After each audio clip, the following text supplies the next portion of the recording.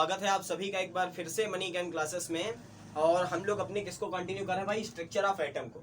और last video अगर आप लोगों ने देखा है तो मैंने उसी में क्लियर कर दिया था कि फोटो इलेक्ट्रिक इफेक्ट आपको और पढ़ाऊंगा और उसके बाद में थोड़ा सा स्ट्रक्चर ऑफ एटम को पॉज दूंगा और जनरल ऑर्गेनिक केमिस्ट्री की तरफ हम लोग क्या करेंगे, बढ़ेंगे। ठीक है, तो आज का टॉपिक बहुत बढ़िया है, मजेदार टॉपिक है फोटो इलेक्ट्रिक इफेक्ट।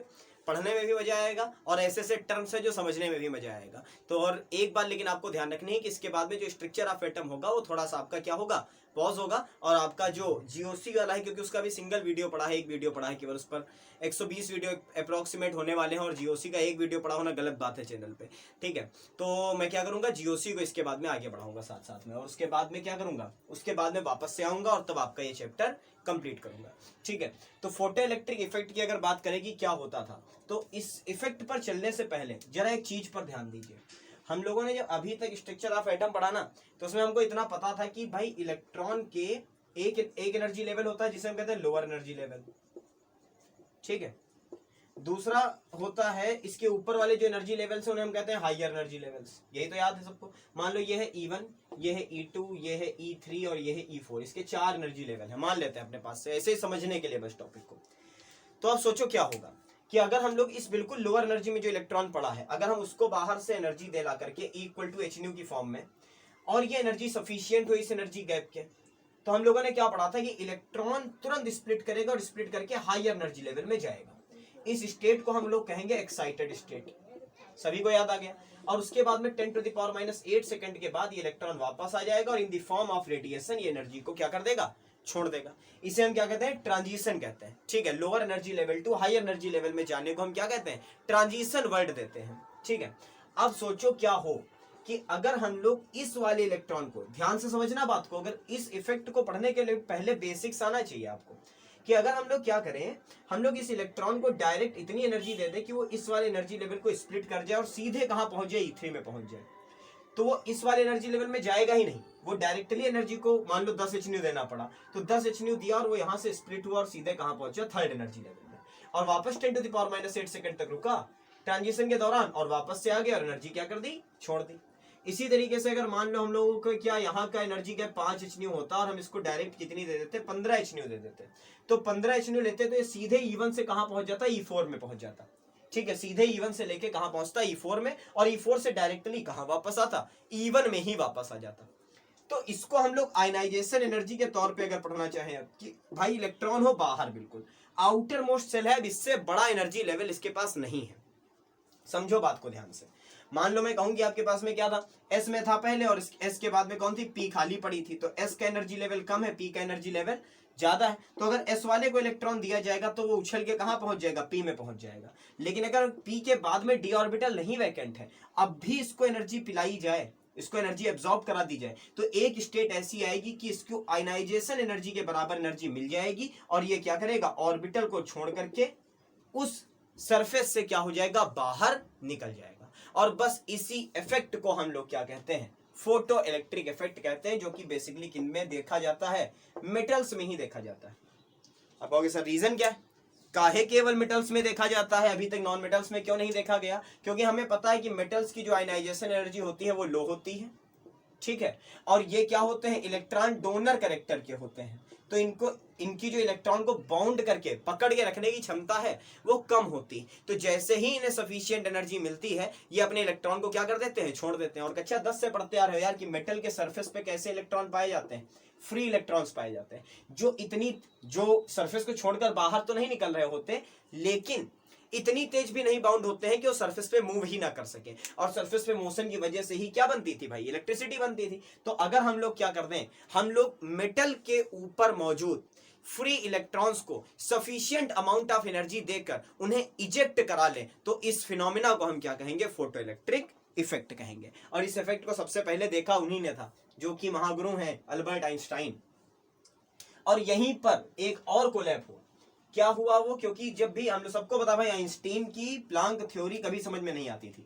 वो हमेशा क्या मानते थे कि ड्युअलिटी नहीं है, वो ड्युअलिटी को नहीं मानते थे, रेडिएशन की ड्युअलिटी को नहीं मानते थे। लेकिन जब फोटो इलेक्ट्रिक इफेक्ट को उनको एक्सप्लेन करने की जरूरत पड़ी, तो उन्हें भी वेव कैरेक्टर से वो नहीं एक्सप्लेन कर पाए, वो भी उसे क्वांटा के बेसिस पे ही एक्सप्लेन कर सके। और जहां से हमारी जो प्लांक का डुअल बिहेवियर वाली थ्योरी थी, यानी कि E=hν वाली थ्योरी थी, इस थ्योरी को एक और बेस मिला, क्योंकि एक और बड़े साइंटिस्ट ने इस थ्योरी को क्या करा था, अडॉप्ट किया था फोटो इलेक्ट्रिक इफेक्ट को एक्सप्लेन करने के लिए। तो ये सब बातें जरूर कोर्स की नहीं है, लेकिन आपको क्या रखनी चाहिए, याद रखनी चाहिए। अगर आप इंटरकनेक्ट रखोगे चीजों को तो कभी कुछ याद नहीं करना पड़ेगा।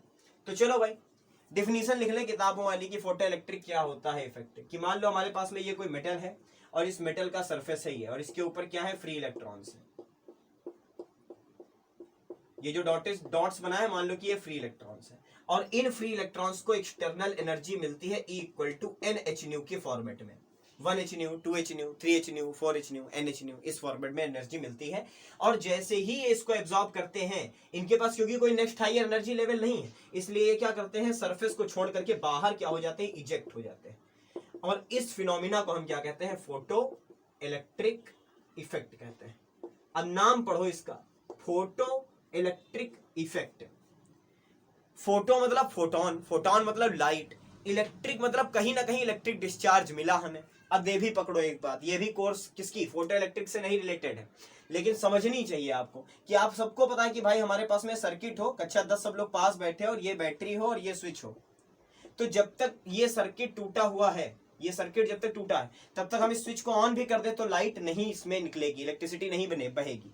लेकिन अगर सर्किट को पूरा कर ले तो जैसे ही हम इस स्विच को नीचे ऑन करेंगे, सर्किट पूरा हो जाएगा और प्लस माइनस से जो आपके इलेक्ट्रॉन्स हैं वो इसमें क्या करना स्टार्ट कर देंगे, मोशन करना शुरू कर देंगे, और इलेक्ट्रिसिटी भी फ्लो होने लगेगी तुरंत। ये बात तो सबको पता है। तो फोटो इलेक्ट्रिक इफेक्ट का मेन काम यही था कि हम विदाउट सर्किट पूरा किए, बिना सर्किट पूरा किए हम लोग कैसे क्या कर सकते हैं, इलेक्ट्रिसिटी फ्लो करवा सकते हैं। और इसका जो प्रैक्टिकल था वो भी आज ही बताऊंगा आप लोगों को। तो पहले क्या कर लो, पहले इसकी जो डिफिनीशन है वो लिख लो सभी लोग। और डिफिनीशन क्या होगी कि when free electrons present on the surface of any metal, when the free electrons present on the surface of any metal absorb photo energy, photo energy का मतलब क्या लिख लो, लाइट एनर्जी लिख लो, ये लो लाइट एनर्जी, और उसके बाद ब्रैकेट में लिख दो in the form of photon, in the form of photon. जब भी हमारे पास में जो फ्री इलेक्ट्रॉन होते हैं किसी भी मेटल के सरफेस पे, जब वो लाइट एनर्जी को फोटॉन्स की फॉर्म में अपने अंदर एब्जॉर्ब करते हैं and eject from the metal surface, then this phenomena is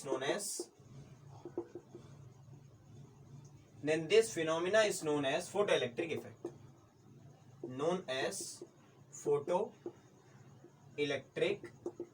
effect, ठीक।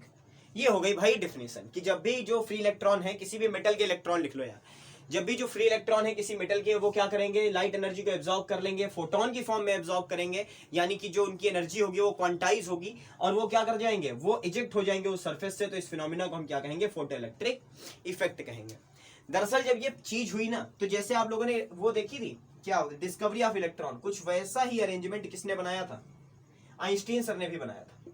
यहां पर उन्होंने बस एक इलेक्ट्रोड लगाया, दैट इज मेटल का था, ये मेटल इलेक्ट्रोड था, ठीक है। अब ध्यान से सुनना क्या हुआ था, क्योंकि भाई सबको पता है कि जब तक कि इसमें अगर वीडियोस देख रहे हो तो पता है, अगर नहीं देख रहे हो तो नहीं पता, तो जा करके वीडियोस देखो ये कैथोड रे ट्यूब वाले, कि अगर इसके अंदर का प्रेशर बहुत ज्यादा होगा ना तो इलेक्ट्रॉन से एक सीधी लाइन में नहीं चल पाएंगे। जब हम लोगों ने डिस्कवरी ऑफ इलेक्ट्रॉन पढ़ी थी तो क्या हुआ था, जे थॉमसन ने यहाँ वैक्यूम पंप लगाया था, और वैक्यूम पंप लगा करके 10⁻⁵ एटमॉस्फेरिक प्रेशर तक प्रेशर को क्या किया था, डिक्रीज कर दिया था। और तब उन्होंने देखा था कि हाँ इलेक्ट्रॉन सामने से चले, जब इलेक्ट्रिक डिस्चार्ज मिला, और इलेक्ट्रिक डिस्चार्ज मिलने पर सामने से चले, और उन्होंने जो भी इफेक्ट थे, मैग्नेटिक इफेक्ट, अपना इलेक्ट्रिकल फील्ड में इफेक्ट, जो भी पैडल को घुमाना वगैरह था, वो सारी चीजें उन्होंने शो की।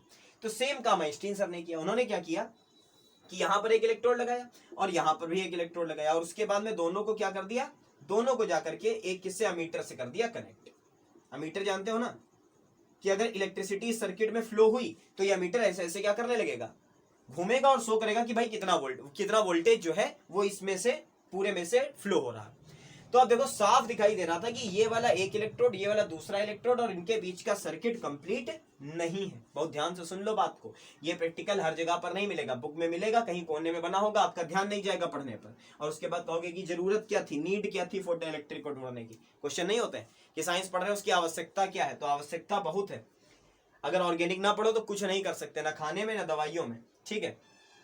तो मेटल, अब देखो साफ दिख रहा है कि यहाँ पे सर्किट कंप्लीट नहीं है, लेकिन फिर भी जब फोटो इलेक्ट्रिक इफेक्ट हुआ तो विदाउट सर्किट कंप्लीशन इसमें से क्या होगा, फ्लो होगा इलेक्ट्रिसिटी डिस्चार्ज का। अब कैसे होगा समझो, कि मान लेते हैं कि यहाँ ये वाला जो मेटल है इस पे फ्री इलेक्ट्रॉन मौजूद है, इसे यहीं से सारी बातें पकड़ में आएंगी, और हमने इस पर क्या डाला, रेडिएशन डाला, ठीक है, हमने इस पर ये रेडिएशन डाला, सफिशिएंट एनर्जी का रेडिएशन था, जिसकी एनर्जी मान लेते हैं NH की थी, और ये इलेक्ट्रॉन इजेक्ट हुए और इजेक्ट होकर के सामने चले, क्योंकि प्रेशर काफी कम था, तो ये स्ट्रेट लाइन में भागते चले गए, ठीक है। अब इलेक्ट्रॉन का क्या हुआ, यहां से इलेक्ट्रॉन का लॉस हुआ, और इलेक्ट्रॉन का अगर लॉस हुआ है तो क्या हुआ प्रोसेस बच्चों, ऑक्सीडेशन, और ऑक्सीडेशन अगर हुआ तो ये टर्मिनल क्या बन गया, एनोड बन गया, प्लस आ गया ना यार, माइनस चार्ज निकल गया। बस नहीं कुछ समझ में आ रहा ऑक्सीडेशन और एनोड कैसे हो गया, तो बस ये समझो कि भाई माइनस चार्ज निकल गया तो प्लस आया, ये तो रट रखे हो ना कि प्लस वाला एनोड होता, तो बस ये एनोड हो गया, और इस पर इलेक्ट्रॉन आकर के गिरे, और इसने क्या कर लिया, उनको एब्जॉर्ब कर लिया वापस से, और जैसे ही एब्जॉर्ब किया तो इसका क्या हुआ भाई, रिडक्शन, और अगर रिडक्शन हुआ तो ये क्या बन गया, तुरंत कैथोड बन गया। ना समझ में आए तो बस ये याद कर लो कि इलेक्ट्रॉन आए हैं ना, और जब इलेक्ट्रॉन आए हैं इसके पास में तो ये निगेटिव हो गया होगा, और अगर निगेटिव हुआ तो कैथोड हो गया। अब देखो बाकी तो कनेक्ट था, तो वापस से क्या होने लगे, इलेक्ट्रॉन फ्लो, लाइट के पड़ने की वजह से इलेक्ट्रॉन फ्लो शुरू हो गया, और इस इफेक्ट को कहा गया फोटो इलेक्ट्रिक इफेक्ट। ये हुआ इंट्रोडक्शन इसका। अब देखो यहां पर दो बातें जरूरी है। पहली बात ये, इजेक्शन ऑफ इलेक्ट्रॉन, इलेक्ट्रॉन निकलना चाहिए, कुछ भी करो कितनी भी एनर्जी डालो, अगर इलेक्ट्रॉन इजेक्ट नहीं हुआ तो इलेक्ट्रिसिटी नहीं मिलेगी। और दूसरी जरूरी बात क्या है कि इलेक्ट्रॉन निकलने के बाद चले, ऐसा नहीं बस निकला और बस वहीं पर बैठ गया, निकल के बैठ गया, निकलने के बाद उसके पास में सफिशिएंट काइनेटिक एनर्जी होनी चाहिए कि वो एक इलेक्ट्रोड से दूसरे इलेक्ट्रोड तक का रास्ता तय कर सके, ठीक है। यानी कि अगर काइनेटिक एनर्जी नहीं है तो फोटो इलेक्ट्रिक इफेक्ट बेकार हो गया जाकर, समझो बात को। तो दो बातों की जरूरत है, पहला कि इलेक्ट्रॉन इजेक्ट हो, ठीक है, और दूसरा जब इलेक्ट्रॉन इजेक्ट हो तो इजेक्ट होने के बाद भी उसके पास सफिशिएंट काइनेटिक एनर्जी रहे। तो अब देखो इसको पहले स्क्रीनशॉट ले लो, अगर नोट कर रहे हो तो नोट कर लो, और उसके बाद मैं आगे की कहानी सुनाता हूं कि क्या क्या चीजें होती थी। नोट हो गया, चलो भाई। तो इसके बाद में कुछ टर्म्स हैं, वो टर्म्स आपको पढ़ने पड़ेंगे, और वो टर्म आइंस्टीन सर ने ही दिए हैं, इंपॉर्टेंट चीजें और काफी ज्यादा न्यूमेरिकल भी यहां से आपका पूछा जाएगा। काइनेटिक एनर्जी ऑफ इलेक्ट्रॉन अगर निकालनी तो न्यूमेरिकल यहीं से है आपका। तो पहली चीज देखो यहां पर सोचो कि ये मेटल सरफेस है, मान लो कि ये मेटल सरफेस है, और मैंने कई बार कहा कि इलेक्ट्रॉन इंसानों से भी ज्यादा समझदार है, वो उतनी ही एनर्जी को एब्जॉर्ब करता है जितनी उसको नीड होती है, ठीक है।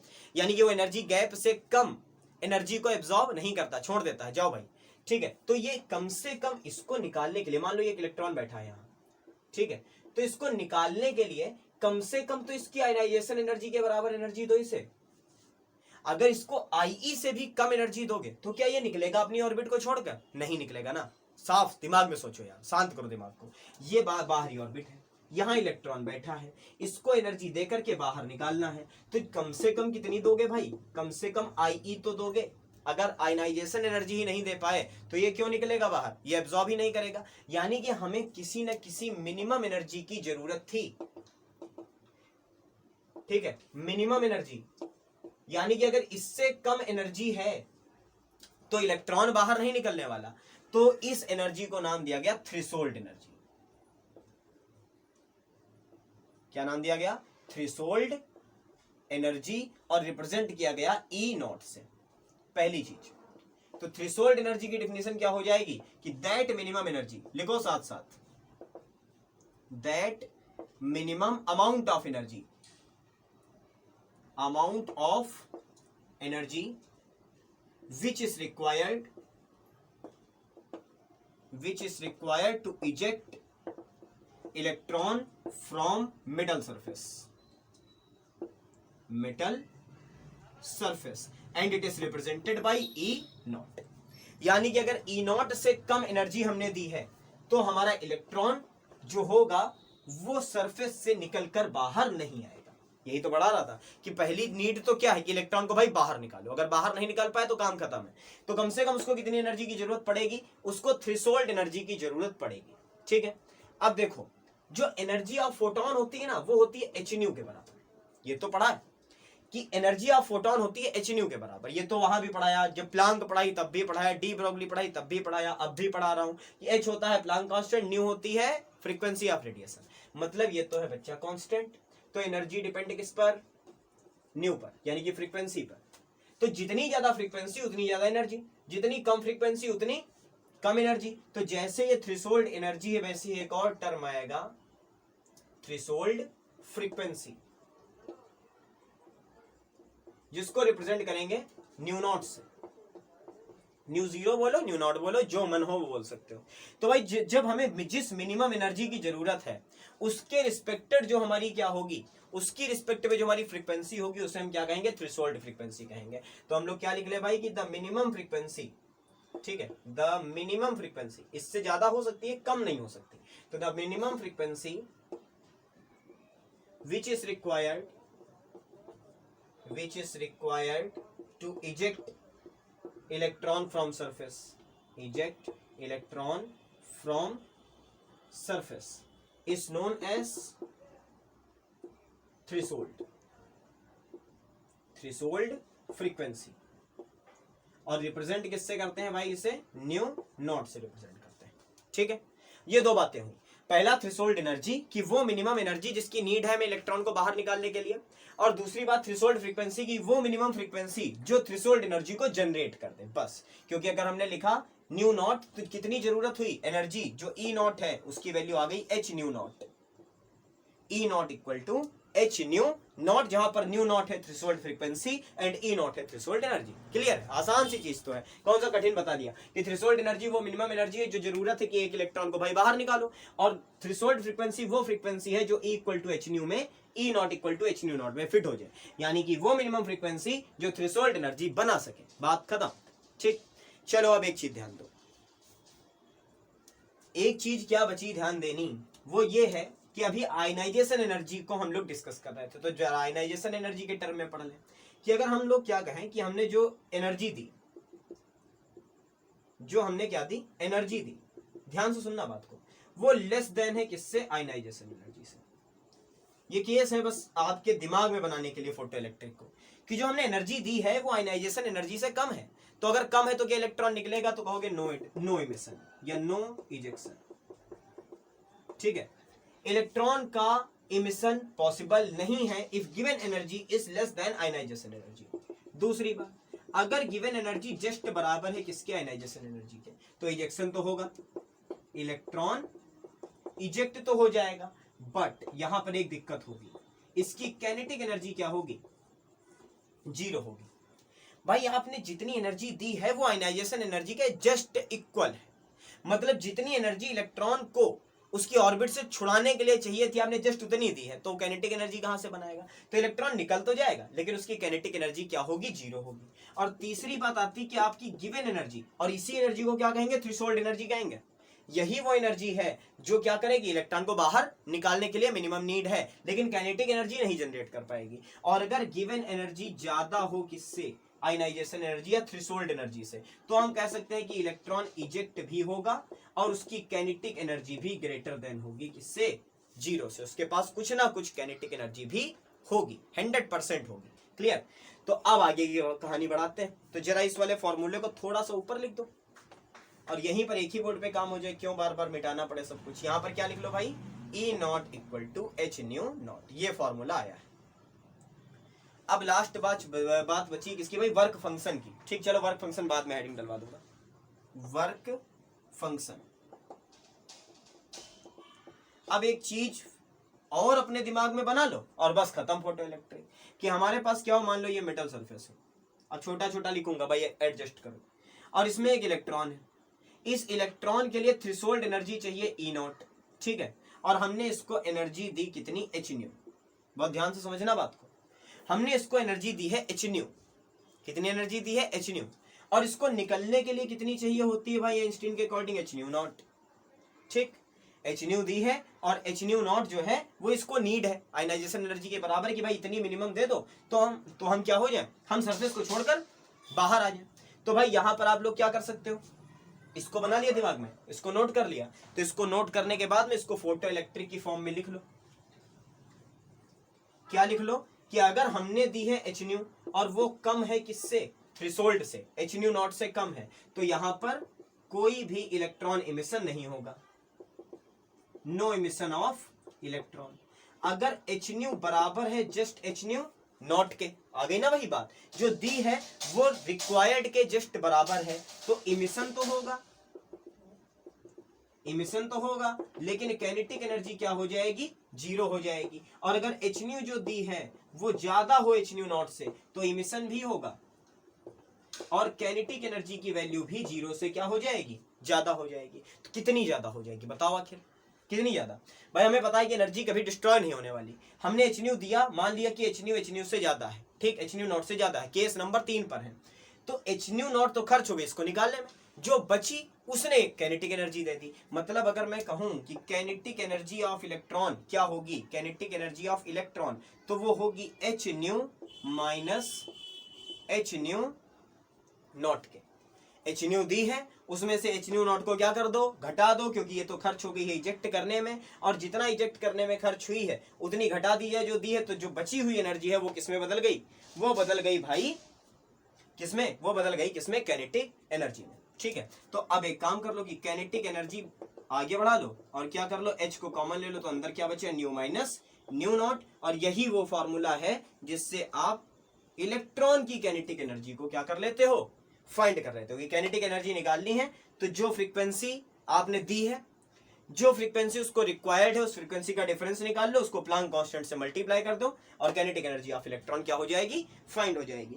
तो अब अगर बात करें किसकी भाई, किसकी बात करें, वर्क फंक्शन यहां पर कौन था, तो वर्क फंक्शन यहां पर था आपका एच न्यू नॉट, ये इसी को आप क्या कह देते हो, वर्क फंक्शन। यानी कि थ्रेशोल्ड एनर्जी और वर्क फंक्शन दोनों चीजें एक ही जैसी हैं, बस क्या है, नाम अलग अलग है। अब एक चीज और बची, और वो क्या है, वेलोसिटी ऑफ इलेक्ट्रॉन निकालना। तो मिटाऊंगा कुछ नहीं, एक बार स्क्रीनशॉट ले लो, काम खत्म। काइनेटिक एनर्जी हमें पता है क्या होती है भाई, half m v square equal to h nu nu minus nu naught. ठीक है, 1/2 half m v square equal to h nu minus nu naught. तो जरा यहां से वी स्क्वायर की वैल्यू निकालो, तो क्या हो गई वी स्क्वायर की वैल्यू, 2 मल्टीप्लाई में आया, एच तो था ही, एम हमें नीचे पहुंच गया, और बचा क्या, न्यू माइनस न्यू नॉट। तो देखो ये फॉर्मूला वो आ गया जहां से आप क्या निकाल सकते हो कि जो इलेक्ट्रॉन निकला है वो किस वेलोसिटी से निकला।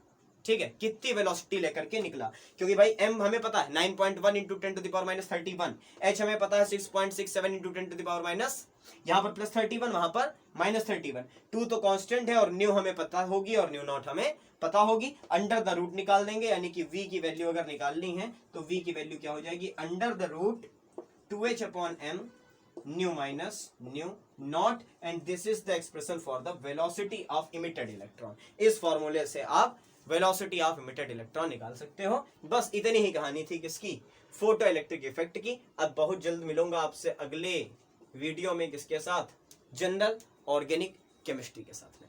ठीक है, तो अगर चैनल पे नए हैं तो वीडियोस को शेयर करिए, क्योंकि काफी कुछ हो गया।